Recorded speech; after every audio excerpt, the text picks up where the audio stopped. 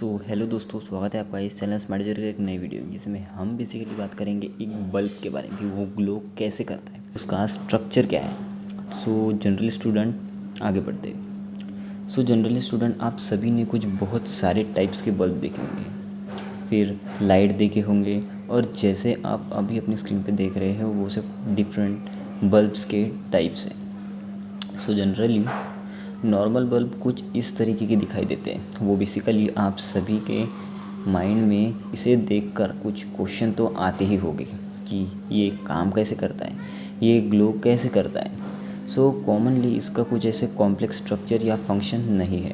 इस वीडियो में मैं आपको बहुत सिंपल शब्दों में समझाऊंगा कि बल्ब ग्लो कैसे करता है। जनरली बल्ब में नॉर्मली जैसे हम उस बल्ब को अगर उसके सॉकेट में लगाते हैं तो आपने उस सॉकेट में दो इस तरह के बाहर निकले पिन देखे होंगे। तो वो जनरली कुछ नहीं है, वो बस पॉजिटिव और निगेटिव एक टर्मिनल है जो बल्ब को इलेक्ट्रिसिटी सप्लाई कराता है। उस पिन के हेल्प से हम उस बल्ब में इलेक्ट्रिसिटी या करंट पास कराते हैं। तो अब बात करते हैं बल्ब के स्ट्रक्चर के बारे में। जनरली उसके सबसे निचले हिस्से में, बल्ब के सबसे निचले हिस्से में कुछ इस तरीके का स्ट्रक्चर आपने देखा होगा। वो जनरली शोल्डर किए हुए पॉइंट्स हैं, उसके हेल्प से हम बल्ब में करंट पास कराते हैं। वो जनरली उसके सॉकेट में मौजूद उन दो पिनों के कांटेक्ट में रहता है। तो अब बात करते हैं उसके अंदर के स्ट्रक्चर के बारे में। तो जनरली आपने बल्ब के अंदर कुछ इस तरीके का स्ट्रक्चर देखा होगा। ये जो बीच का वायर है वो जनरली ग्लो करता है, और ये जो दो एंटीना है वो जो इस वायर को यानी बीच वाले वायर से अटैच रहता है, जो इस वायर यानी ग्लो करने वाले वायर से अटैच होता है, वो जनरली उसे ग्लो करने वाले वायर को करंट सप्लाई कराता है। अब आप सोचते होंगे कि वायर ग्लो क्यों करता है। तो जनरली वो जो वायर है वो साधारण वायर नहीं होता, वो जनरली एक मेटल से बना हुआ होता है जिसका नाम टंगस्टन है। यानी वो टंगस्टन से बना होता है जिसका रेजिस्टेंस पावर बहुत हाई होता है।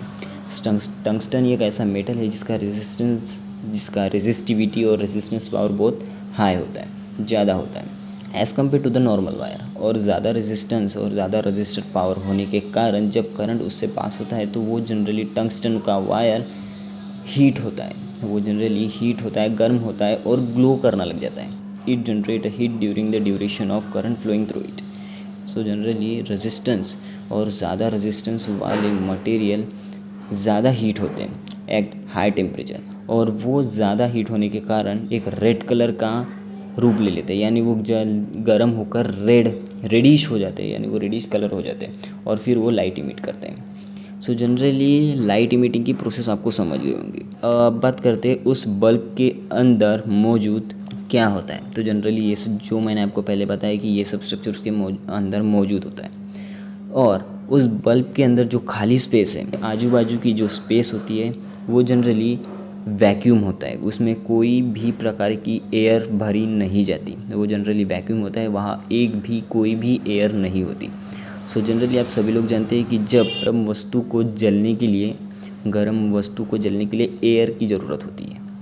पर एक बात आप सोच के देखिए कि अगर उस बल्ब में एयर होगी तो वो जनरली गर्म होके इवोपरेट होना चालू हो जाएगा। वो जो टंगस्टन का वायर है, अगर उस बल्ब के अंदर एयर होगी, कोई भी एयर होगी, तो जनरली जब वो टंगस्टन का वायर गर्म होकर रेड कलर में आकर यानी बहुत हीट होगा तो वो जनरली इवोपरेट होना चालू कर देगा। अगर इवोपरेट होना चालू कर दिया तो जनरली वो बल्ब की लाइफ बहुत कम होगी, वो ज़्यादा दिन तक ज़्यादा लाइट इमिट नहीं कर सकेगा। उसी के लिए उस बल्ब में एयर नहीं होती, वैक्यूम होता है, उस बल्ब में वैक्यूम होता है। जनरली किसी बल्ब में वैक्यूम होता है और किसी बल्ब में गैस होती है। जनरली ऐसे बहुत सारे प्रकार के बल्ब होते हैं जिसमें गैस भरी जाती है और किसी बल्ब में वैक्यूम होता है। जनरली फर्स्ट ऑफ ऑल उसकी वैरायटी में एक है कि इनकैंडिसेंट बल्ब की जनरली उस बल्ब में एर्गन या फिर नाइट्रोजन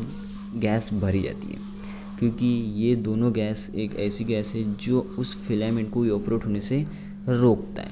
जनरली अब बात करते हैं हैलोजन बल्ब के बारे में कि उसमें कौन सी गैस यूज़ होती है। हैलोजन बल्ब आप सभी ने तो बहुत जगह पे देखी होगी। हैलोजन बल्ब जनरली शादियों में किसी और जगह पे यूज़ किया जाता है। तो जनरली उस बल्ब में हैलोजन बल्ब में जनरली मिथाइल ब्रोमाइड या एर्गन, इन दोनों में से कोई एक गैस भरी जाती है। वो दोनों गैस भी कुछ इस तरह काम करती है कि अपनी फिलामेंट को इवेपोरेट होने से रोकती है। तो आगे बढ़ते हैं और बात करते हैं कम्पैक्ट फ्लूसेंट बल्ब के बारे में। बल्ब में एर्गोन या फिर नियॉन ये गैस भरी जाती है। अब बात करते हैं एलईडी बल्ब के बारे में। अब एलईडी बल्ब में यानी उस एलईडी बल्ब में हीलियम गैस भरी जाती है। वो भी जनरली इस तरीके की गैस है जो अपने फिलामेंट को इवेपोरेट होने से रोकती है। तो जनरली किसी बल्ब में वैक्यूम होता है, किसी बल्ब में कुछ अलग अलग डिफरेंट टाइप्स की गैस भरी जाती है, कुछ बल्ब में इनर्ट गैस भरी जाती है। ऐसे बहुत सारे बल्ब होते हैं जिसमें अलग अलग टाइप्स की गैसेस भरी जाती है जो अपने फिलामेंट्स को इवेपोरेट होने से रोकती है। तो जनरली लाइट की स्पीड वैक्यूम में एज वेल एज एयर में सेम होती है। ऐसे लाइट एक ऐसा पार्टिकल इमिट्स करता है जिसकी स्पीड बहुत ज़्यादा होती है और वो स्कैटर होते रहते हैं। तो चलिए अब आप तो समझ गए होंगे कि बल्ब का स्ट्रक्चर और वो किस वर्क पे काम करता है। सो अब बात करते हैं ट्यूबलाइट के बारे में। आपने कभी ना कभी ट्यूबलाइट देखा ही होगा। ट्यूबलाइट कभी भी बल्ब जैसा नहीं होता। वो जनरली कुछ वाइट कलर में आता है और वो ट्रांसपेरेंट नहीं होता। किसके जैसा? बल्ब के जैसा। वो बल्ब के जैसा ट्रांसपेरेंट नहीं होता क्योंकि उसके अंदर एक पाउडर का इस्तेमाल किया जाता है। तो जनरली अगर कि आपके घर में अगर कभी ट्यूबलाइट फूटा होगा तो आपने देखा होगा जनरली उसके जो कांच है, यानी जब ट्यूबलाइट फूटता है तो उसके कांच में पाउडर मौजूद होता है। वो पाउडर यानी उस पाउडर को फॉस्फर पाउडर कहा जाता है। वो जनरली फॉस्फर पाउडर होता है। वो जनरली लाइट इमिटिंग पाउडर होता है। वो जनरली लाइट इमिटिंग सब्सटेंस है जो जनरली अल्ट्रा वायलेट एनर्जी को एब्जॉर्ब करता है। जब इलेक्ट्रिसिटी जब पास होती है ट्यूबलाइट में और जब ट्यूबलाइट की फिलामेंट ग्लो करता है तो वो generally ultraviolet rays emits करता है, अल्ट्रा वायलेट वेव इमिट्स करता है। तो वो जो पाउडर उसके अंदर मौजूद होता है वो उसे एब्जॉर्ब कर लेता है। वो जनरली बहुत डेंजरस होता है, वो हार्मफुल होता है हमारे हेल्थ के लिए। तो जनरली जब इलेक्ट्रिसिटी पास होती है उस ट्यूबलाइट में तो जनरली वो जो एलिमेंट उस पाउडर में मौजूद है, यानी मर्क्यूरी और एर्गन, ये दो एलिमेंट उस पाउडर में मौजूद होते हैं। उसके अलावा कुछ और एलिमेंट उसमें मौजूद होते हैं। पर जनरली जो मर्क्यूरी और एर्गन, ये जो एलिमेंट्स जो फॉस्फोर पाउडर में मौजूद होता है वो रिएक्ट होकर यूवी लाइट एनर्जी यानी अल्ट्रावायलेट एनर्जी प्रोड्यूस करते हैं। और वही अल्ट्रावायलेट लाइट एनर्जी जब प्रोड्यूस होकर इमिट होना चालू कर देती है तो वो पाउडर उसे एब्जॉर्ब कर लेता है।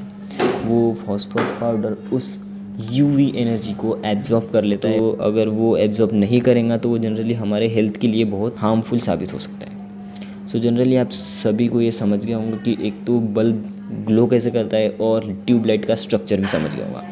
सो अगर ये वीडियो आपको हेल्पफुल लगा हो तो प्लीज़ लाइक शेयर सब्सक्राइब कर दीजिएगा और मिलते हैं अगली वीडियो में।